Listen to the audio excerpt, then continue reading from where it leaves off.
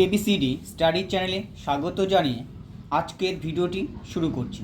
তোমাদের সাথে আলোচনা করব তোমরা যারা নবম শ্রেণীর ফার্স্ট ইউনিট টেস্ট পরীক্ষা দেবে 2025 সালে, তোমাদের জন্য রায় ও মার্টিন প্রশ্ন বিচিত্রা থেকে আজকের সমাধান করে দেখাবো বাংলা বিষয়ের মডেল সেট 4 নম্বর স্কুলের সমস্ত ছোট প্রশ্নের সঠিক উত্তর নিয়ে।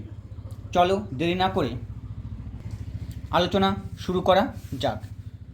প্রথম প্রশ্ন, অম্বিকা মঙ্গল গান শ্রী কবি কঙ্কন, উত্তর হবে মুকুন্দ চক্রবর্তী। পরের প্রশ্ন, ইলিয়াসের বাড়িতে বেশি সংখ্যক অতিথি আসলে মারা হতো, উত্তর হবে ঘ নম্বর অপশন ঘটকি। পরের প্রশ্ন, শকুন্তলা কার আশ্রমে প্রতিপালিতা হয়েছিলেন, উত্তর হবে খ নম্বর অপশন মহর্ষি কর্ণের। পরের প্রশ্ন, তারকবাবুর সুন্দরবনে যাওয়ার উদ্দেশ্য ছিল, উত্তর হবে গ নম্বর অপশন বাকছাল সংগ্রহ করা। পরের প্রশ্ন, অবিভাজ্য স্বরধ্বনিগুলিকে বলা হয়, উত্তর হবে ক নম্বর অপশন মৌলিক স্বরধ্বনি। পরের প্রশ্ন, ব্যঞ্জন বর্ণের সঙ্গে স্বরবর্ণের মিলনকে বলা হয়, উত্তর হবে ব্যঞ্জন সন্ধি। পরের প্রশ্ন, পাড়ি দিতে, পরে 2 দাগের প্রশ্ন, 2-এর 1 দাগে পাড়ি দিতে কবি কোথায় পাড়ি দিতে চেয়েছেন, উত্তর কবি নৌকা ভরা পণ্য নিয়ে সপ্ত সিন্ধু পাড়ে পাড়ি দিতে চেয়েছেন। পরের প্রশ্ন, এমন অঘটন কল্পনা করতে পারতেন না, উদ্দিষ্ট ব্যক্তি কোন অঘটন কল্পনা করতে পারতেন না, উত্তর পুরুষ মানুষ হয়ে অঙ্ক না পারাকে সুকুমারের স্কুলের অঙ্কের মাস্টার মশাইয়ের কাছে অঘটন মনে করা হয়েছে।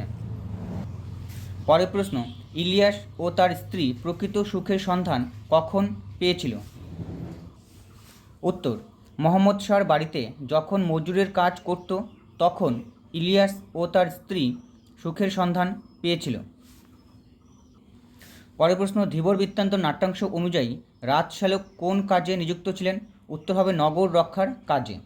পরের প্রশ্ন, কলিঙ্গবাসী ঋষি জৈমিনীকে স্মরণ করেছেন কেন, উত্তর হবে প্রবল বজ্রপাতের হাত থেকে রক্ষা পাওয়ার জন্য। পরের প্রশ্ন, তাড়িত ধ্বনি কাকে বলে, উদাহরণ দাও,